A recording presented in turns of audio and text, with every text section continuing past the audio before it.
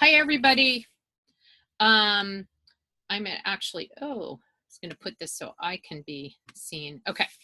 Yeah, this is an attempt to, since I don't think I'm going to be able to attend your meeting today, because I'm in San Diego with my mom, and this is a good time, like her only good window. I'm doing this thing with Pat where I'm recording and telling you where I'm at with stuff so you can all hear at once, and Pat will ask any questions she has, and that might reflect a question you have. And if she doesn't have any questions, she won't ask. So the only thing I know for sure is that I'm done working as a volunteer for CSL Davis.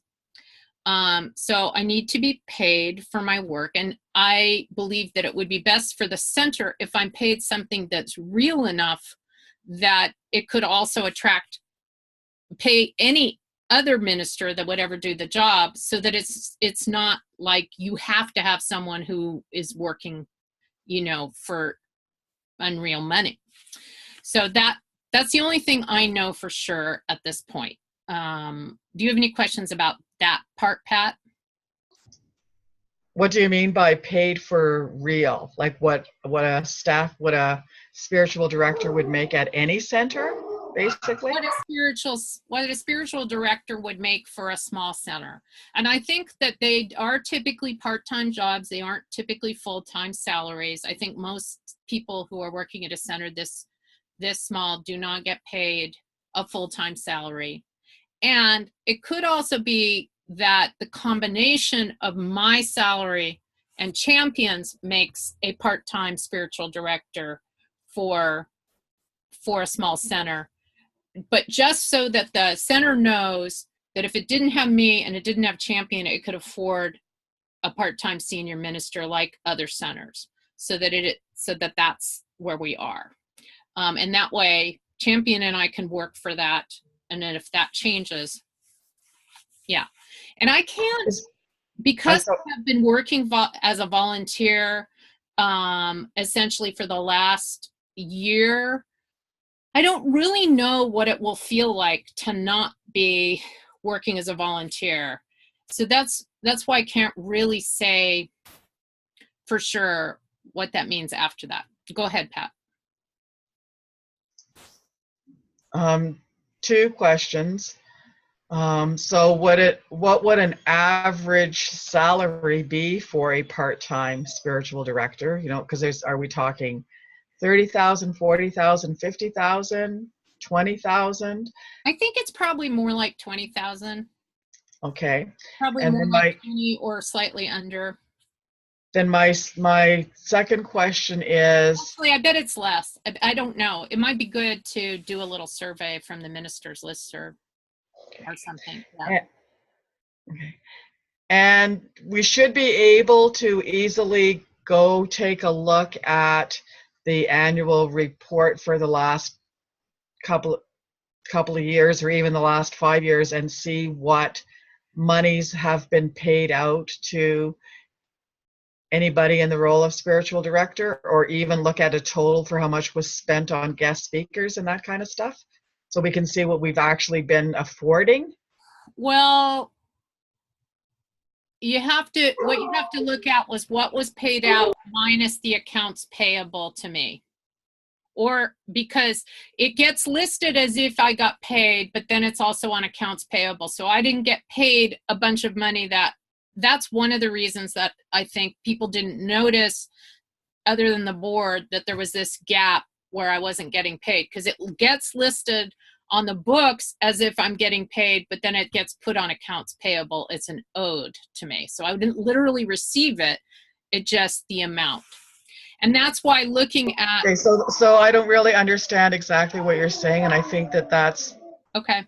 Some of the confusion that people have.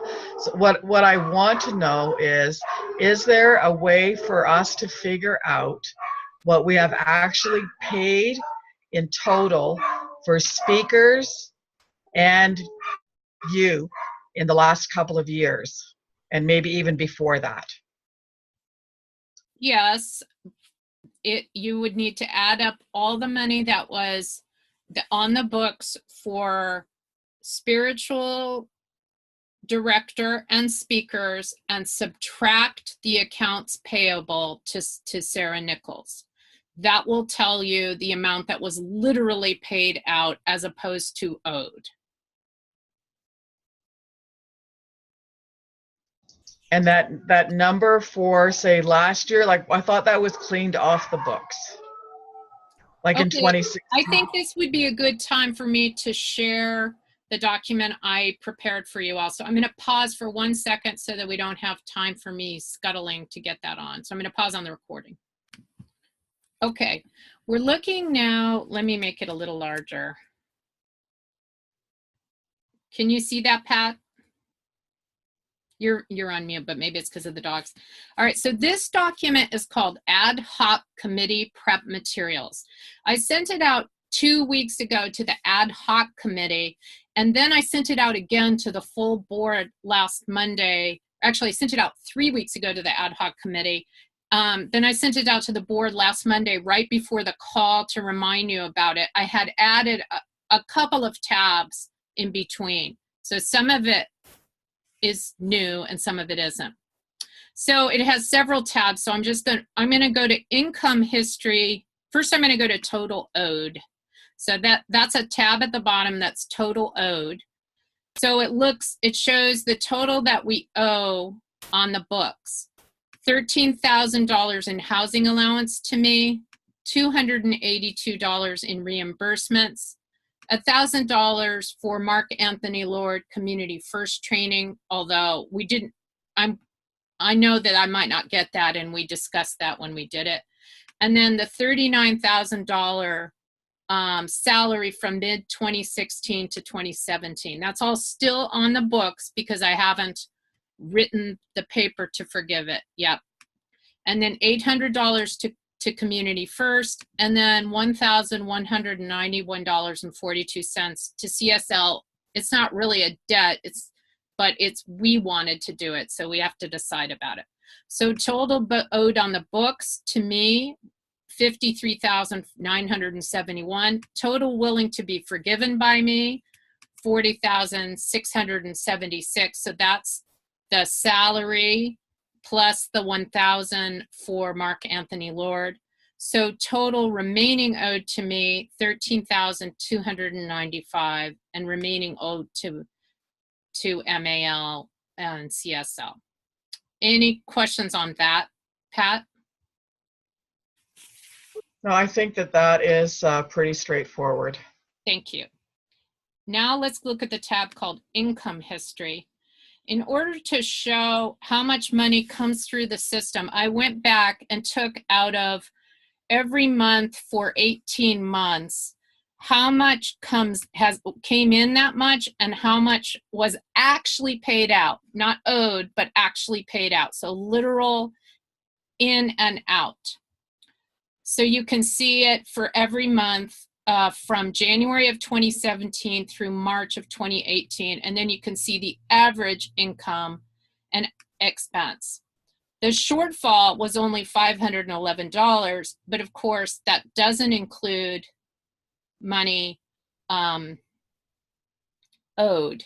It includes what we actually brought in and what we actually paid out. So we're falling short even on what we have been paying, and that's how much came in and out. Any questions on that? No, I think that makes sense now, yeah. Thought that would be useful. Actual expense and actual income. Yeah, actual expense and income, so that we didn't have to do any like what's real and what's not real. So that's how much. Okay. Another tab is typical month's expenses, and I broke it out so it was more easy to understand. And it has up here are all the top priority items that we pay.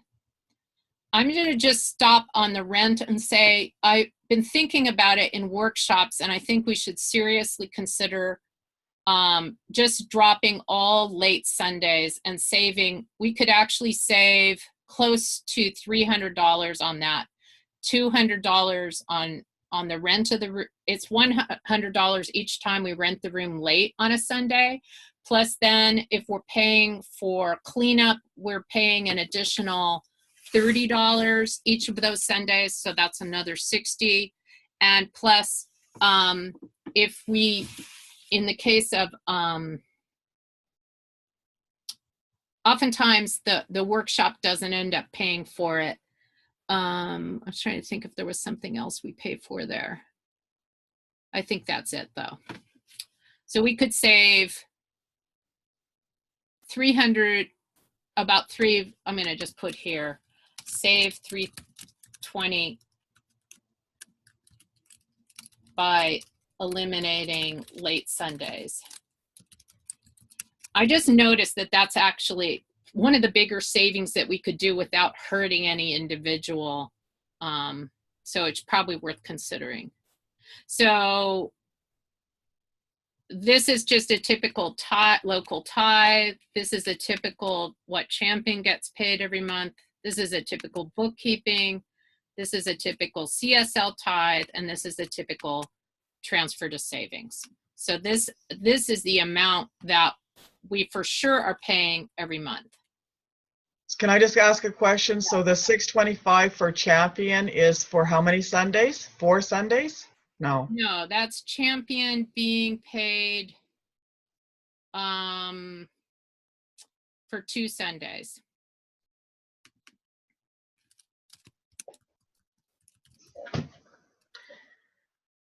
And then, well, if so, there has to be a line in there too for other speakers, Sarah, because if Champion is not speaking, somebody is speaking. Right. So that's in the second priority. That's in the second priority items below. So let's just get down to those. So we pay all those, and then we see what else we have. So we pay our other speakers. So I was our other speaker in March for those 2. So I got paid. So why did you only get 125 for 2 Sundays? If the fee is 100. Because one was a half. Champion and I were splitting it. It was the day we did Stump the Ministers, so we each got paid half. And then here's our guest, all of our guest musicians. And even though we really paid David Trolley 100 because he was replacing Marty, I was trying to make it a typical month. So in a typical month, it would be 50 for a guest artist each week. This is what we pay Chris every month. This is less than what we pay our music director, but we often don't pay her the full amount, and that's addressed below. This is what we typically pay in childcare. This is what we typically pay for printing.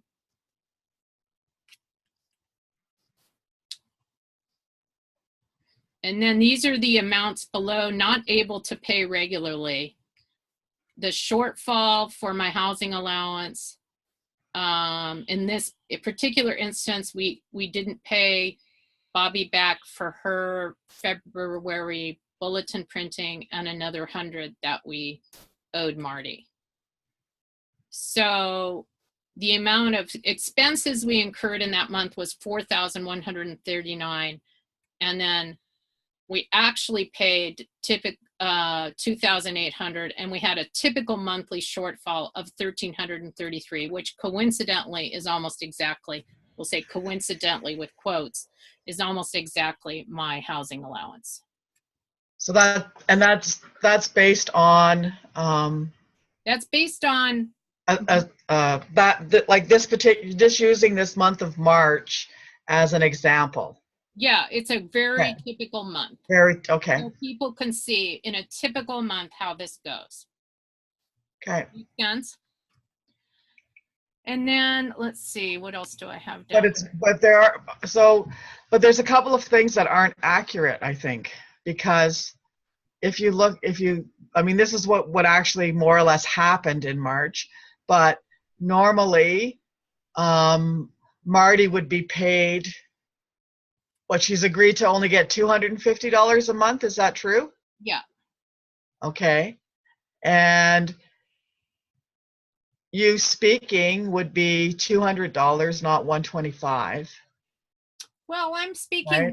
I'm speaking an average of 1.5 times a month. So this actually is That is actually what's currently happening. Okay, well then there would still need to be a line for the other times that Yeah, there typically someone's would be speaking. one other Yes, guest. speaker. Yeah. Let's see if it adjusts at It's all. 100. Yeah, so it's adjusting.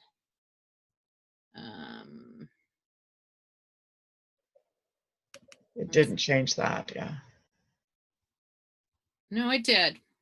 It had, because it's including this adjusted amount. Yeah, so that factored it in. But the 13 stayed the same. Oh, you're right. So what's going on with that? So something didn't change.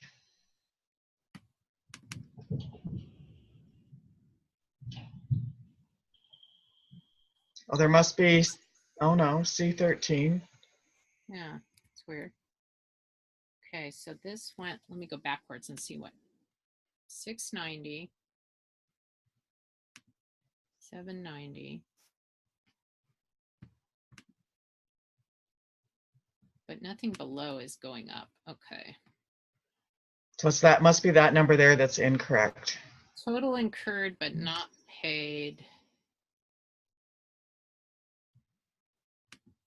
So no, this number's right. So that's not being used. Total expenses incurred typical. Oh, it needs to say C20.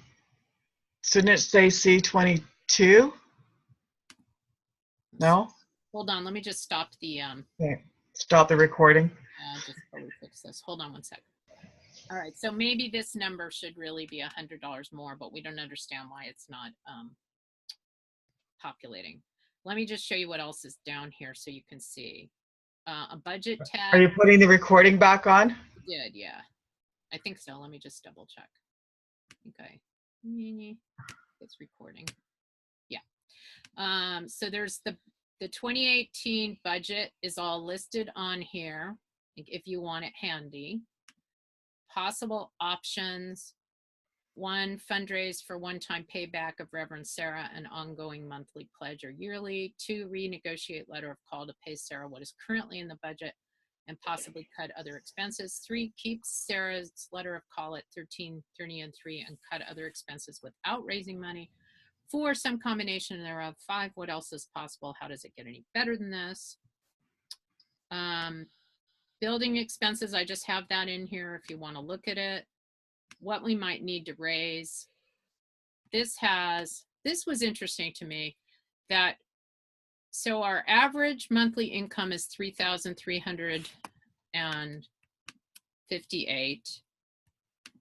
We need another 537 a month, but actually we really need more than that. That confuses me.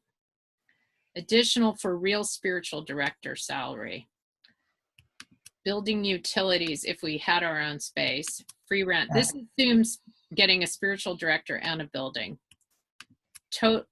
Which I recommend. Why is that? Yeah. Why is the free rent? Why is there free rent? Because in the building, we're going to have free rent for the first year. So,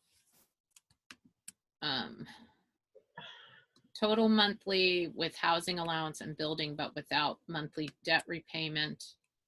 That debt repayment over 45 months without paying back TSL ties, 335. This is an option. You could pay back a debt 335 a month.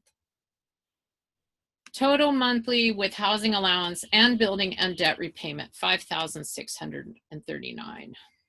And then down below here are, if you did it in one time, pay off debt in one lump, upfront building and furniture costs, that's the smallest possible.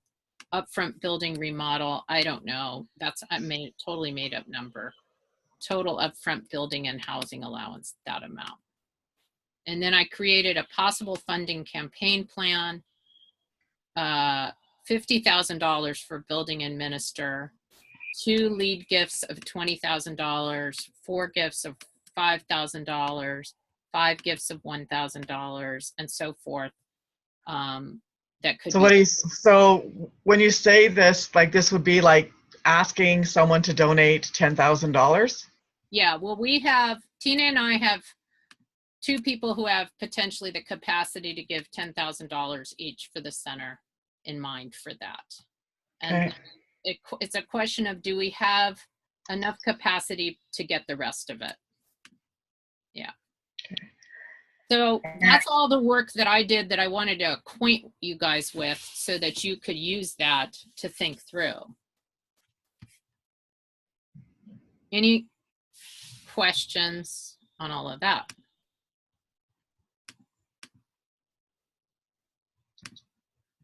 It's a lot. And I've got to go. Oh, where's my phone? It's home.